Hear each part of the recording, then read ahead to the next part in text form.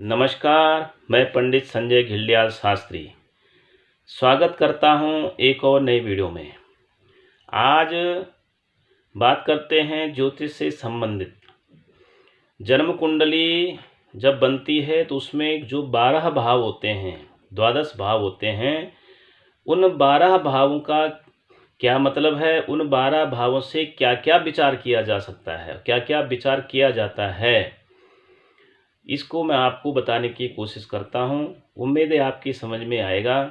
बड़ी सरलता से आपको बताने की कोशिश करता हूं, तो आप भी जो है अपनी जन्मपत्री देखने का प्रयास करिए और सीखिए। तो ये मैंने जो है एक कुंडली का जो स्वरूप बनाया है, इससे ही आपको समझाने का प्रयास करते हैं।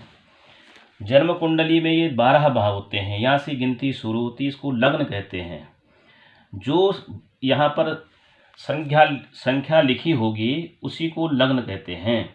1 लिखा होगा तो मेष लग्न, 2 लिखा होगा वृष लग्न, ऐसे जो यहाँ पर अंक लिखा होगा वही हमारा लग्न होता है। ये 4 जो स्थान हैं, इनको जो है केंद्र के स्थान बता देते हैं। जो 4 कोण बने हुए हैं जिन स्थानों में, तो इनको जो है केंद्र कहा जाता है। इन केंद्र में भी ये लग्न कहा जाता है। तो यहीं से जो है कुंडली की शुरुआत होती है और यहाँ से इसको देखना प्रारंभ किया जाता है। अब ये जो है इसमें क्या क्या चीज़ देखी जाती है, देखो इतने से ही बात नहीं बनेगी, और आपके आगे की वीडियो में बताता जाऊंगा कि भाव का मतलब क्या है, भाविश का मतलब क्या है, उस भाव में बैठे हुए ग्रह का क्या मतलब है, उस पर जो दृष्टि पड़ रही है उसका क्या मतलब है। तो वो सब आप ये शुरुआती है। तो ये जो लग्न है, तो यहाँ से जो है खुद के शरीर का जो बच्चा है, जो आप अपनी कुंडली देख रहे हो, तो आपके शरीर का विचार किया जाएगा। शरीर में जो है पूरे तन का जो है विचार किया जाता है, और तन में भी जो है मुख्य रूप से सिर का विचार किया जाएगा। पूरी बॉडी के साथ में मुख्य रूप से शरीर का आत्मविश्वास कितना है आपके अंदर, उसका विचार भी इसी भाव से किया जाता है। नींद कैसी आ रही है, उसका विचार इस भाव से किया जाएगा। जन्म स्थान कहाँ पर है, किस स्वरूप किस में कैसे है, उसका विचार भी यहाँ पर इसी भाव से किया जाता है कि जिस कमरे में जन्म हुआ उस कमरे का जो है मुख किस दिशा में था, वहाँ पर कितने लोग बैठे थे, यानी जन्म स्थान का। इस भाव से जो है रिश्ते में जो है दादी का विचार किया जाता है, और लड़का है तो अपनी पत्नी की दादा का विचार भी इस भाव से करेगा, और लड़की है तो अपने पति के दादा का भाव भी इसी विचार से इसी भाव से करेगा। शरीर में निशान क्या है, कहाँ कहाँ निशान है, कोई कट का निशान है, अथवा जो है शरीर में कई बार क्या होता है 6 उंगलियां हो गई, उसका विचार, और कोई जन्म से कोई कट निशान पड़ जाता है उसका विचार, शरीर में कोई तिल जो है जन्म से ही पैदा हो जाते हैं उसका विचार, इसी भाव से किया जाएगा। अब दूसरा भाव, इसको कहते हैं धन स्थान, वाणी स्थान। धन का विचार किया जाएगा। इसमें वाणी, आपकी जो है वाणी का विचार किया जाएगा। परिवार का विचार किया जाएगा, परिवार कैसा है, तो उस भाव में बैठे हुए ग्रह से जो है तब विचार किया जाएगा कि उस भाव में कैसे ग्रह बैठे हैं किसी भी भाव में, और उस भाव पर जो है कैसे कैसे ग्रहों की दृष्टि पड़ रही है, उस भाव में बैठे हुए ग्रह के लक्षण क्या है। तो ये सब चीज़ें, उसमें कुटुंब का विचार किया जाता है दूसरे भाव में। तो परिवार और कुटुंब का मतलब, परिवार तो हो गया अपना एक जो है सीमित परिवार, अपना बच्चे माता पिता आदि। कुटुंब का मतलब है जो आपके अड़ोसी पड़ोसी भी हैं, यदि आपके सुख दुख में काम आ रहे हैं, वो भी आपके कुटुंब हैं। आपके रिश्तेदार, दूर दूर के रिश्तेदार भी आपके कुटुंब में ही आ गए। प्रारंभिक शिक्षा, ये भी जो है द्वितीय भाव से विचार किया जाएगा कि आप बच्चे की 5वीं तक की शिक्षा, 8वीं 10वीं तक की शिक्षा, प्रारंभिक शिक्षा का विचार भी द्वितीय भाव से किया जाएगा। खान पान कैसा है या खान पान कैसा रहेगा, इसका विचार भी जो है दूसरे भाव से किया जाएगा। तुरंत आकस्मिक धन मिलना, कहीं से जो है एकदम से कोई धन प्राप्त हो जाना, इसका विचार भी द्वितीय भाव से किया जाएगा। और दानी कैसा है, दानदाता कैसा है, वह बच्चा, वह बालक है, उसका विचार भी द्वितीय भाव से किया जाएगा। अब तीसरा भाव है, इसको बोलते हैं पराक्रम भाव। यह भाव जो है आपकी पराक्रम को दर्शाता है, छोटे भाई बहनों के रिश्तों को दर्शाता है। और छोटे भाई बहनों का से आपकी क्या संबंध हैं, अच्छे हैं बुरे हैं, आप छोटे भाई बहनों के लिए कैसे हो, उसका विचार भी तीसरे भाव से किया जाएगा। नाक, कान और गला, इन तीन चीज़ों का, शरीर में जो है नाक, कान और गला, इन तीन चीज़ों का विचार भी तीसरे भाव से किया जाता है। बाएं पैर का विचार जो है तीसरे भाव से किया जाता है। यात्रा और मित्र का विचार भी तीसरे भाव से किया जाता है। आपके कैसे मित्र हैं, इसका विचार भी। कई बार क्या होता है, कई बार कुछ चीज़ें ऐसी जो दो दो भाव से देखी जाती हैं, तो ऐसे जो है आप कंफ्यूज मत होना कि यहाँ पर भी बताया और दूसरे भाव में भी उस चीज़ को बताया। और अब बात करते हैं चौथे भाव की। तो चौथा भाव आता है माता का। माता का भाव है ये। आपकी माँ, आप माँ के लिए कैसे हो, आपकी। और सुख का भाव है। वाहन, आपके पास गाड़ी कितने हैं। जमीन का भाव, आपके पास जमीन जायदाद कितनी रहेगी, इसका विचार जो है चतुर्थ भाव से किया जाता है। पैतृक संपत्ति, आपको पूर्वजों से कितनी संपत्ति प्राप्त होगी, इसका विचार भी चौथे भाव से किया जाता है। और निवास स्थान जो है आपका, कहाँ रहने वाला है, कहाँ रहोगे, इसका विचार भी जो है चतुर्थ भाव से। और यदि आप नेता बनना चाहते हैं, अभिनेता बनना चाहते हैं, जिसमें जो है आपको लोगों का सहयोग मिले, लोग आपकी जो है पीछे आपकी सपोर्ट में खड़े हों, तो इसका विचार भी जो है चौथे भाव से किया जाता है। और शरीर में जो है छाती का विचार, हृदय का विचार भी जो है चतुर्थ भाव से किया जाता है। अब पांचवा भाव, इसको बोलते हैं विद्या स्थान। विद्या कितनी मिलेगी, विद्या कैसी होगी आपकी, बुद्धि कैसी होगी आपकी, इसका विचार जो है पंचम भाव से किया जाता है। संतान कैसी होगी, पुत्र होंगे कि पुत्रियां होंगी, और कैसे होंगे, उनका सुख आपको कैसे प्राप्त होगा, उसका विचार जो है पंचम भाव से किया जाएगा। आपके मित्र कैसे हैं, उसका भाव, वह उसका विचार जो है पंचम भाव से। पेट से संबंधित कोई दिक्कत परेशानी आदि, इसका विचार भी जो है पंचम भाव से किया जाता है। यदि कोई लॉटरी लगाता है, सट्टा खेलता है, जुआ खेलता है, उसका विचार भी जो है पंचम भाव से ही किया जाता है। अब बात करते हैं छठे भाव की। जन्म कुंडली का ये छठा स्थान है। तो ये जो है शत्रु का स्थान है। आपके कितने शत्रु हैं अथवा नहीं हैं, वो उस भाव के बारे में, जब वहाँ पर उस भाव में कौन सा ग्रह बैठा है और किस भाव की वहाँ पर दृष्टि पड़ रही है, उससे विचार किया जाएगा कि शत्रु कितने हैं कि नहीं हैं। कर्ज, आप ऋणवान हो कि नहीं हो, कर्जवान हो कि नहीं हो। रोग कितने हैं शरीर में, इसका विचार भी जो है इस भाव से किया जाता है। लड़ाई झगड़ा आदि इसी भाव से, क्योंकि शत्रु होंगे तो फिर लड़ाई झगड़ा भी होगा, तो लड़ाई झगड़ा आदि इस भाव से।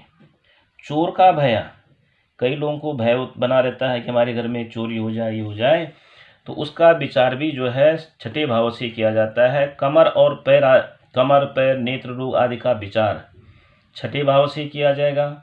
और मूत्र रोग आदि का विचार भी जो है छठे भाव से किया जाता है। तो कौन से भाव में कौन सा ग्रह शुभ होता है, ये मैं आपको आगे की वीडियो में बताता जाऊंगा, और कहाँ पर किसके बैठने से जो है शुभ फल अशुभ फल की प्राप्ति होगी, आगे के वीडियो में बताएंगे। तो ये छठा भाव है। अब ये सातवां भाव है, इसमें विवाह, ये जो है यहाँ पर आपके विवाह का जो है विचार किया जाएगा। पत्नी का विचार, अभी आपका खुद का स्थान है, यानी तन का स्थान, यानी शरीर का, आपके शरीर का स्थान है, तो इससे जो सातवां है ये पत्नी का स्थान हो गया या पति का स्थान हो गया, लड़की हो तो ये जो है सातवां स्थान जो है उससे, जैसे ये माता का स्थान है तो इससे सातवां ये पिता का स्थान हो जाता है। ये जैसे पुत्र का स्थान है तो इससे सातवां ये पुत्र वधू का स्थान हो जाता है। ठीक है जी। तो ऐसे ही ये जो है ये पत्नी का स्थान हो गया। गुप्त रोग, शरीर में गुप्त रोग आदि का विचार भी, गुप्तांग का विचार भी जो है सब सातवें भाव से किया जाता है। व्यवसाय कैसा चलेगा इसका विचार भी जो है सातवें भाव से भी किया जाता है। दत्तक पुत्र यानी कई बार संतान नहीं हो रही, पुत्र जो है गोद लेना पड़ता है, बच्चे गोद लेने पड़ रहे हैं, तो उसका सुख कैसे मिलेगा उसका विचार भी आपको सातवें भाव से करना चाहिए। भतीजा, भतीजा यानी भाई का लड़का, उसका विचार भी इसी भाव से किया जाता है। मूत्र और गुदा के रोग भी इसी भाव से इसका विचार करना चाहिए। अब आ गया 8वां, तो इसको बोलते हैं आयु। आयु स्थान हो गया, ये जो है विदेश यात्रा का जो है स्थान माना जाता है, तो संघर्ष का स्थान माना जाता है, और मृत्यु का डर भी जो है इससे बना रहता है, मृत्यु स्थान भी इसको माना जाता है। अब ये आपका लग्न है, ये तन का स्थान है, इससे 8वां स्थान ये जो है मृत्यु का हो गया। तो इसमें क्या है कि यदि आपका जो है लग्न पीड़ित है या लग्न कमजोर है और 8वां स्थान जो है आपका बलवान है, तो आपको जो है मृत्यु का भय बना रहेगा, जीवन में बहुत संघर्ष करने पड़ सकते हैं, इस प्रकार का जो है आपको भय बना रहेगा। तो आयु अष्टम स्थान से, यदि आपका लग्न मजबूत है तो अष्टम स्थान जो है आपका जो है ठीक रहेगा, आपका जो है ज़्यादा संघर्ष आपको नहीं करना पड़ेगा। अब बात करते हैं नवम भाव की। ये नवम भाव है, तो नवम भाव जो है ये भाग्य स्थान माना जाता है। आपका भाग्य स्थान है, आपका भाग्येश कौन है, आपका भाग्य कितना मजबूत है, भाग्य से आपको कितना बल मिलेगा, और भाग्य आपका साथ देगा अथवा नहीं देगा, इसका विचार नवम भाव से।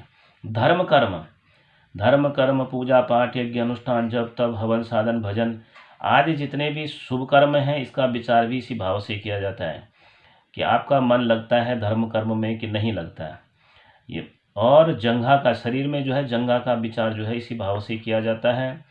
देव पूजा, मैंने जैसे बताया कि देव पूजा आदि का विचार भी सब इसी भाव से किया जाता है। और विद्या की प्रगति, देखो विद्या का स्थान ये हो गया पंचम स्थान, तो पंचम का ये पंचम हो गया, पंचम का पंचम, तो विद्या मिली आपको, लेकिन विद्या से प्रगति कितनी, विद्या से आपको की उन्नति कितनी हुई। कई बार बच्चे पढ़ तो लेते हैं, लेकिन उस पढ़ने से जो है उसको लाभ कितना मिला, उसको उसने कितना बढ़ाया, तो उसकी प्रगति कितनी हुई, उसका जो है इस भाव से विचार करना चाहिए, क्योंकि पंचम स्थान विद्या का, तो पंचम का ये पंचम हो गया।